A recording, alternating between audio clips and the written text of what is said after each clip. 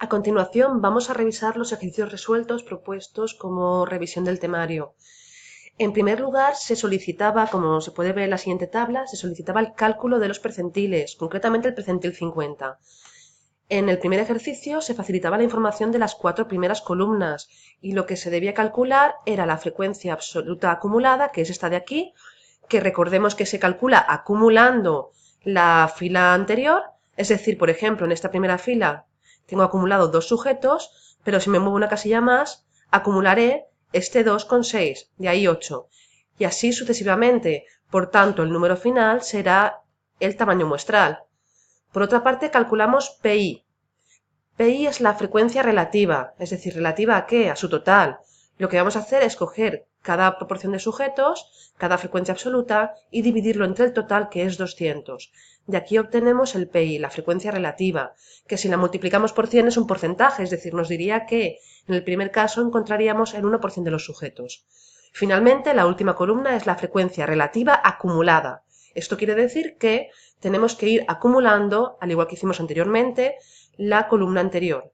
Por tanto, en la primera casilla tendré 0,01 y en la segunda casilla, si acumulo, tendré 0,04 de 0,01 más 0,03. Al final nos debe dar 1. Si bien, es decir, nos quedamos en 0,99, recordemos que el redondeo a veces nos puede, digamos, no aproximar totalmente, pero sería, es decir, teóricamente, tanto aquí como aquí, tendríamos la máxima puntuación. Bueno, cuando queremos aplicar la siguiente fórmula para el cálculo del percentil, concretamente en nuestro caso el percentil 50, que tenéis ahí la solución, lo que tenemos que hacer simplemente es sustituir, pero previo a la sustitución tendremos que identificar la fila crítica. Para esto lo que hacemos es, ¿queremos el percentil 50? De acuerdo, pues vamos a esta columna, por eso hemos hecho todo esto, y buscamos el percentil que más se acerca a 50 y lo incluye. Por tanto, el que más se acerca a 50 sería 59. No podría ser 39 porque no lo incluye y 75 sería más lejano. Si yo, por ejemplo, bueno, sí, entonces en este caso lo que hacemos es subrayar la fila en amarillo, que será nuestra fila crítica, y de ahí será donde vamos a extraer principalmente toda la información. Por tanto, el límite inferior de esta fila, en este caso será 104,5, como vemos aquí. Por otra parte, K, ¿qué será K? K hace referencia al número que estamos trabajando, que es 50, y que vamos a su vez multiplicar por 200, que es el tamaño muestral. Esto dividido entre 100, no hay problema, menos, aquí viene algo muy concreto, la frecuencia absoluta menos una posición. Recordemos que está en subíndice, esto quiere decir que restamos de la fila, no quiere decir que le restamos 1. Por tanto, si mi frecuencia absoluta de mi fila crítica es 118, lo que haré es restar una posición y coger el 78. ¿De acuerdo?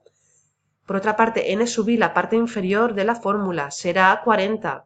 Aquí no hay duda. Y c hace referencia a el intervalo, es decir, el límite superior menos el límite inferior, que es igual a 5. Sustituimos todo esto y el valor obtenido es 102,25. Además, comprobamos que justamente esto va a caer dentro de los límites. Por tanto, veríamos que acumulado hasta aquí y se encontraría este percentil 50 entre el límite inferior y el superior, concretamente con el valor 102,25. El segundo ejercicio se nos pide calcular la media y la desviación típica del ejercicio anterior. Para calcular la media necesitamos calcular una nueva fila que será cada valor de x por n sub i. En este caso tomamos como x, como inicialmente tenemos los límites, lo que haremos es buscar el valor más representativo, que será el punto intermedio o x. Y lo que hacemos es coger cada x y multiplicarlo por su n sub i, que es esto de aquí, y sumarlo todo.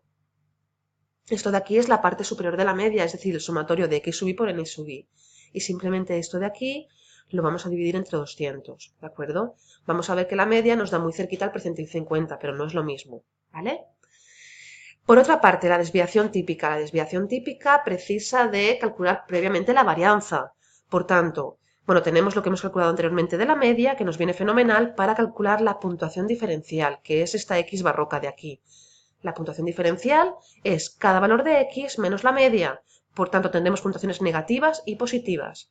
Lo que tenemos que hacer ahora es, en la última columna, elevarla al cuadrado. De este modo nos eliminamos los valores negativos y multiplicarla por su frecuencia absoluta. Porque, por ejemplo, este valor de aquí, este 72, está repetido 2 veces. Por tanto, hacemos todo esto y si sumamos la última columna, lo que obtenemos es el sumatorio de cuadrados. La varianza, recordamos que es igual al sumatorio de cuadrados entre n.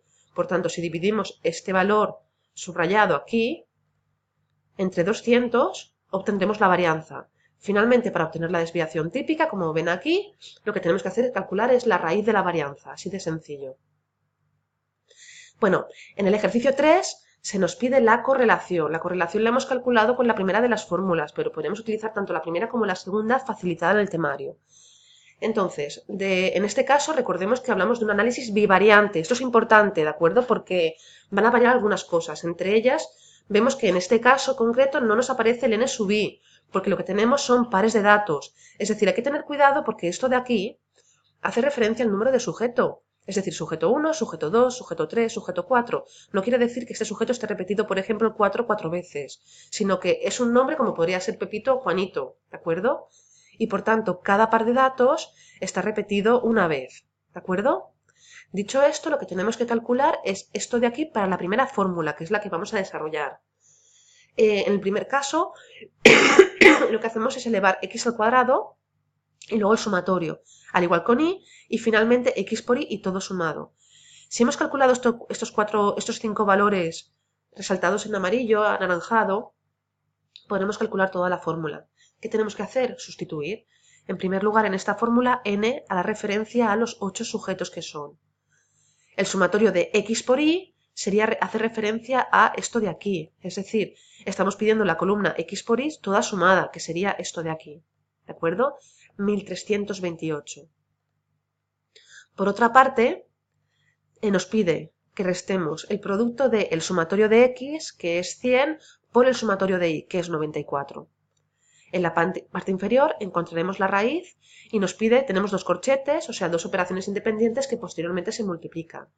N ya sabemos en primer lugar que es 8, se va a multiplicar por el sumatorio de x al cuadrado, es decir, de 1410, menos el sumatorio de x, y vemos que hay un paréntesis externo, posteriormente tenemos que elevarlo al cuadrado, es decir, menos 100 al cuadrado, esto de aquí, 100 al cuadrado. ¿De acuerdo? Y lo mismo haremos con y, es decir, 5 por el sumatorio de y al cuadrado, que es 1256, menos el sumatorio de y posteriormente al cuadrado, es decir, 94 al cuadrado. Tras resolver esto, obtendremos que la correlación es de 0,98. Es una correlación positiva y directa, y nos indican que a mayores valores de x, mayores de y de forma inversa, a menores valores de y, menores de x. El cuarto ejercicio nos solicita la ecuación de regresión y para ello lo que necesitamos hacer es calcular b y a. Tenemos aquí las fórmulas y bueno, esto es muy conveniente, ¿no? Porque ya hemos calculado la correlación, por tanto ya sabemos que primero tenemos que calcular b y que la correlación va a ser 0,98. ¿Qué necesitaremos para calcular b? Calcular la desviación típica de y la de x. Por tanto, el mismo procedimiento anterior que hemos realizado en otro ejercicio. Lo que hacemos es calcular las puntuaciones diferenciales, que ya recordamos cómo se calculan, es decir, calculamos primero la media de cada variable, x será motivación e y será nota del examen, ¿de acuerdo? 15 y 7. Y lo que hacemos es restar la media a cada puntuación, ¿de acuerdo? Por tanto, tenemos valores positivos y negativos. Posteriormente elevamos al cuadrado y como n sub i es igual a 1, no hace falta multiplicarlo, es lo mismo. Hacemos el sumatorio. Este sumatorio, que es la suma de cuadrados, lo dividimos entre n, que es 8, con eso tenemos la varianza, y posteriormente calculamos la desviación típica, que es la raíz de la varianza, ¿vale? Ya con esto sabemos que el RXY es 0,98 multiplicado por la ratio de la desviación típica de y, que es 0,4, entre la desviación típica de x, que es 3,68, fenomenal. Con este valor, simplemente para calcular a necesitamos coger la media de y, que ya sabemos que es 7, menos lo que nos ha dado beta, que en este caso ha sido 0,10, por la media de x, que ya por la media de x, que sabemos que es 15. Con esto sabemos que podemos sustituir.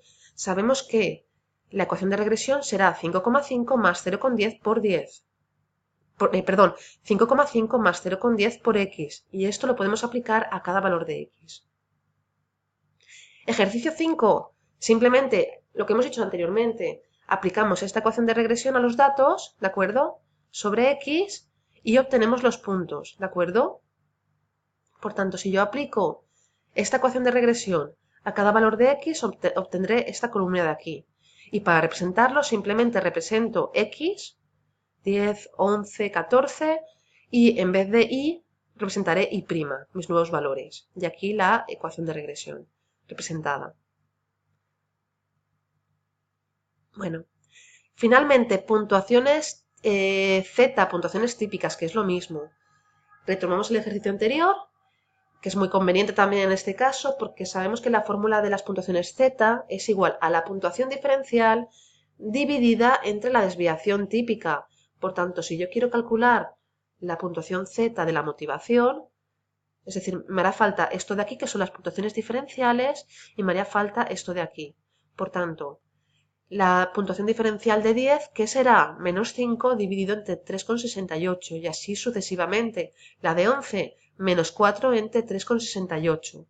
Y así obtengo mis diferentes puntuaciones diferenciales, ¿de acuerdo? Que van a ir desde menos 3 a 3. Si pasan esos valores serán puntuaciones atípicas. Bueno, último ejercicio. El último ejercicio es un output del SPSS. Voy a volver a la batería de ejercicios aquí. Y lo que nos pide es que interpretemos este valor de aquí, que es el p-valor. Recordemos que un p-valor menor de 0,05 nos indicaría la presencia de diferencias estadísticamente significativas, o lo que es lo mismo, que la hipótesis nula se rechaza y se acepta la hipótesis alternativa. Por tanto, estoy viendo que la comparación entre el momento A y B hay una diferencia, que el momento B es mayor que el momento A, que hay que tenemos 35 sujetos por n o por los grados de libertad, que es n-1, y que mi p-valor es menor de 0,05. Por tanto, puedo concluir, como bien dice la resolución, que hay diferencias estadísticamente significativas y que se rechaza la hipótesis nula porque son excluyentes. Si se rechaza una, automáticamente se acepta la otra.